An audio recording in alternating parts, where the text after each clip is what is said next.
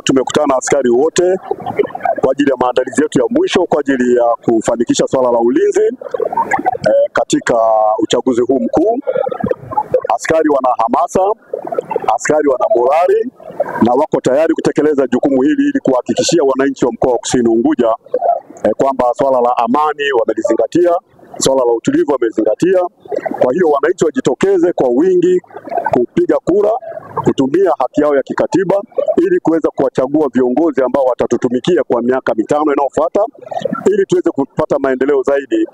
Kama unavyoona nchi yetu inakwenda vizuri, sasa tunahitaji kwamba nchi iwe na utulivu ili maendeleo yaweze kupatikana kwa wingi zaidi.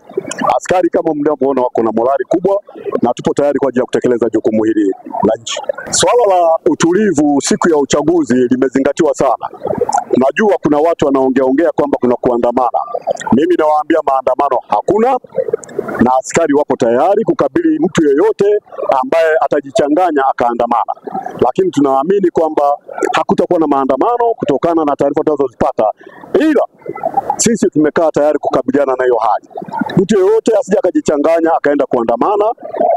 Watu wote tuandamane kupiga kura kama Mheshimiwa Rais ambavyo ametuelekeza, lakini kikubwa kuliko vyote tunaomba wananchi watoe ushirikiano kama kutakuwa na taarifa zingine zozote mpaka tunapoona kwamba swala hili limeenda kwa ukamilifu wake.